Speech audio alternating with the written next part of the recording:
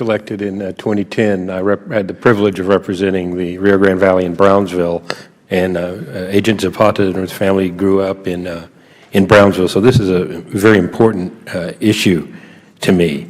Before I get started, though, I do want to address one or two things Mr. Connolly had said, and the first of which is I think the Senate does need to be much more speedy in their confirmation process, and would urge Mr. Connolly to speak to some members of his party over there about that, as we're in the middle of quite a few confirmations now.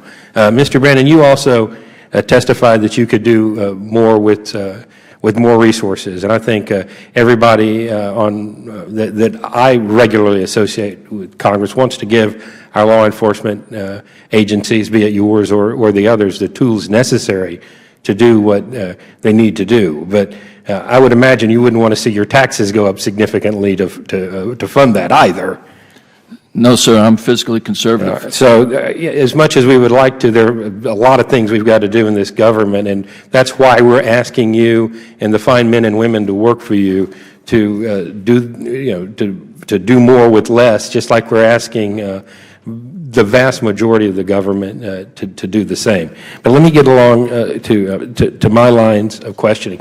And I don't want to pound on about the fact that the other folks aren't here, but I want to explain the frustration that this committee faces. We've faced 6 years of stonewalling, a lot of which has to do with Fast and Furious, to the point that we held the former Attorney General in contempt of Congress and pursued litigation against him and to obtain documents for the Department of Justice. So there's a frustration here that we would hope would start to evaporate with new leadership in the executive branch. Obviously, we're early on in there, and we don't have folks confirmed. But this stonewalling does nothing but cost the taxpayers dollars and deny the American people the opportunity to have good oversight of their government. So I'm not pounding on. I just wanted to explain that frustration to you and where we're coming from. But let's talk a little bit about what's going on now in the report. Let me start with Mr. Horowitz. Let's talk a little bit about Fast and Furious and the gun running operation. Can you, in roughly a minute, tell me what we've learned and what still needs to be done as a result of your investigation into this? Just bullet points. Yeah. So with regard to Fast and Furious, our follow-up review, and now this review, I think the couple of open recommendations that still are out there involve, in particular on this matter, on the Barba side of the case, we found once again that one federal law enforcement agency, in this case DEA, failed to tell another law enforcement agency, in this case ATF, about gun trafficking activity that it knew about. That failure was, in our view, significant and important and should not have occurred, and DEA needs to have a policy in place that ensures that its agents will we have fusion centers everywhere designed to get around. What are we not doing? I mean, I've been to multiple fusion centers where you guys are supposed to be talking to each other. Yeah, look, I think that's a concern. We saw that, as you'll recall, in Fast and Furious between ICE and ATF, the lack of sharing of information.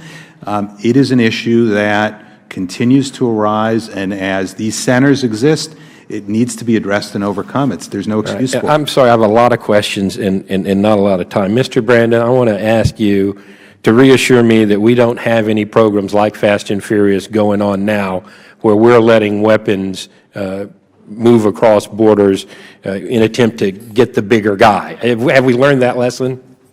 Yes, sir. And one of our things for responding to that was a monitored case program that I have every month. And these cases, which anything dealing with international trafficking, are briefed up to me. One of the things that we put in there is progress plans and problems. And if the problems identified of communication, it's to communicate, collaborate, and deconflict.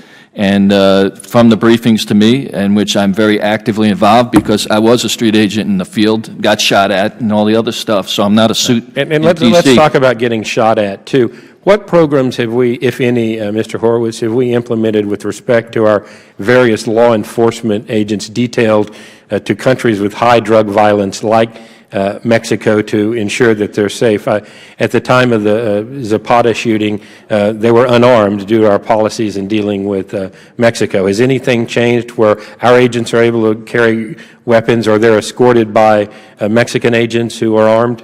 I know there remain issues with regard to that, Congressman. If I could get back to you on that and follow up, I'd appreciate it. Thank you very much. I see my time has expired.